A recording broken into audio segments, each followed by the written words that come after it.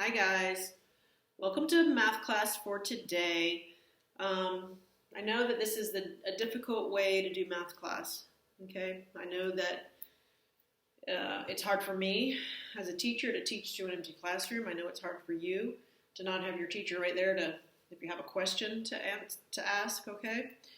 But a couple of things have been really sticking in my mind as we think about everybody being at home for a while. Number one is that God is in control of this whole thing, which is becoming more and more obvious because I'm definitely not in control of it. Our leaders are not in control of it. The citizens are not in control of it. So it is definitely obvious that God is the only one who's in control of it. And thankfully, we have an all-powerful God who loves us. Okay? And then number two, everybody's in the same boat. Okay? We're all having to do things differently. You guys are having to learn math differently. I'm having to teach math differently. Okay, we're having to communicate through videos and email. Okay, so I just want to make sure you guys are keeping up with watching your lessons on the videos, doing your work out of the book, taking your notes, doing your website work. Okay, if there's anything we go over in a practice set or a lesson, or if you've checked your work and you still don't understand one, please send me an email with a phone number so I can call you and go over it. Okay.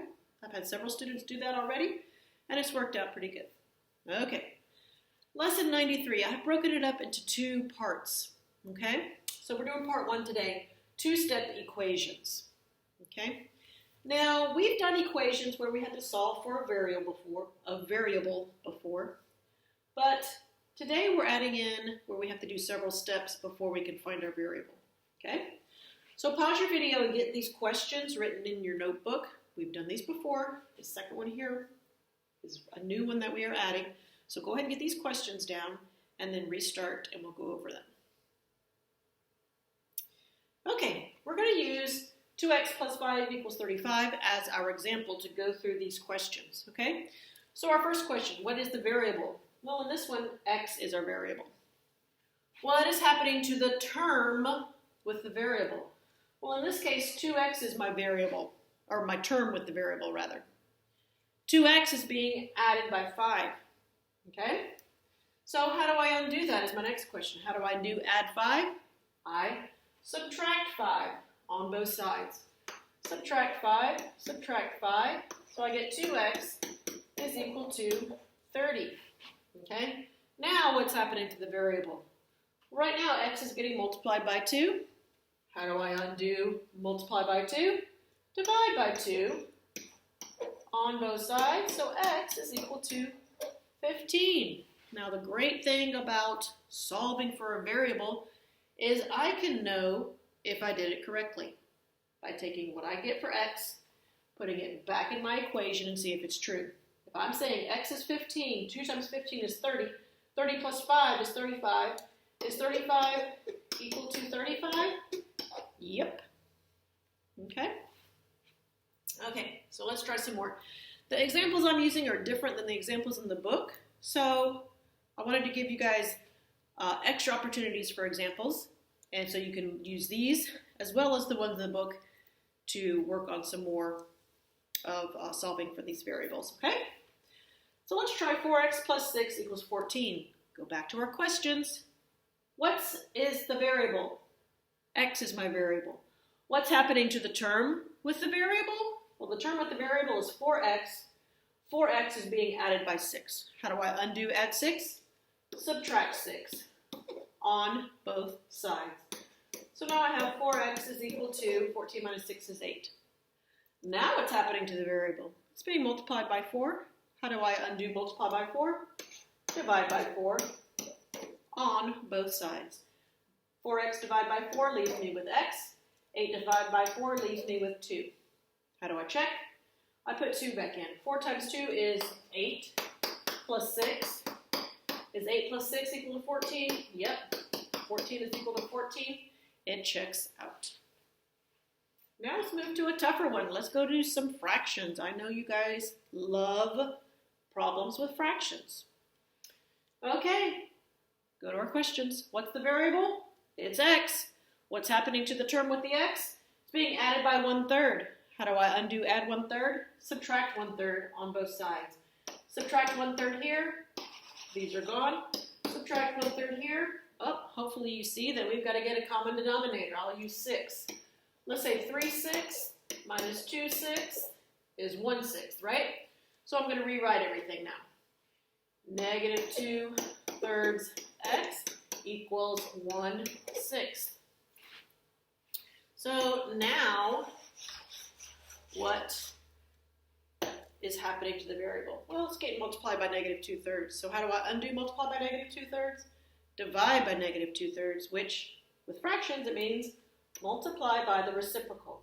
The reciprocal of negative 2/3 is negative 3/2. We need to multiply both sides by negative 3/2. Okay, negative. Okay, so I get, these cancel, and I just am left with x over here. This one I get negative 3/12, which reduces to negative 1/4. Okay, so x equals negative 1/4. You got to know your rules for multiplying and dividing signed numbers, adding and subtracting signed numbers. Okay, we got to know all those things. Okay? Okay, one more. Negative 12 equals 2x plus 6. Well, I've been having the x over here on this side before, but now it's on the right side of the equal sign, but it doesn't matter. Okay? An equal sign doesn't matter which side your variable is on. Okay? So, what's the variable? X. What's happening to the term with the x? It's being added by 6. How do I undo add 6? Subtract 6 on both sides. Negative 12 and negative 6 make negative 18 is equal to 2x. Now what's happening to x? It's being multiplied by 2. How do I undo multiply by 2? Divide by 2 on both sides. X is equal to negative 9. Okay? Okay, go ahead and stop the video. On your practice set, I just want you to do A through F. Okay, the rest of it we're going to save for the next lesson. Okay, so go do A through F on your practice set on page 645 and then restart your video. Okay, A, 8x minus 15 equals 185. What's the variable? X. What's happening to the term with the x? It's being subtracted by 15. How do I undo subtract 15? Add 15 on both sides. So now I have 8x is equal to 200. Okay, now what's happening to the variable? It's being multiplied by 8. How do I undo multiply by 8? Divide by 8 on both sides. 200 divided by 8 is 8 into 20 is 2. That leaves me with 4. It's 25. X equals 25. Okay, next one. Okay, now I have some decimals. That's okay. Still works the same with decimals. What's happening, or what's the variable? This time it's y. What's happening to y, or the term with the y? It's being added by 1.5. How do I undo add 1.5? Subtract 1.5. Subtract 1.5 on both sides. Over here it's gone. Let's see, 3.7 minus 1.5, 7 minus 5 is 2, 3 minus 1 is 2. So now I have 0.2y is equal to 2.2. So now what's happening to the variable? It's being multiplied by 0.2. How do I undo multiply by 0.2? Divide by 0.2 on both sides. So I have 2.2 divided by 0.2. I got to move my decimal once, bump. Move my decimal once, bump. So now my new problem is 22 divided by 2. 22 divided by 2. Your final answer on B should be 11. Okay, yay, fractions. What's my variable? This time it's an m. What's happening to the term with an m? 3/4 m is being subtracted by 1/3. So how do I undo subtract 1/3? Add 1/3. Add 1/3. This is gone now. This becomes, let's see, 1/3. I got to move to sixes. So 3/6 plus 2/6 equals 5/6. So now I have 3/4 m equals 5/6. What's happening to m? It's being multiplied by 3/4. How do I undo multiply by 3/4? Divide by 3/4, which means multiply by the reciprocal.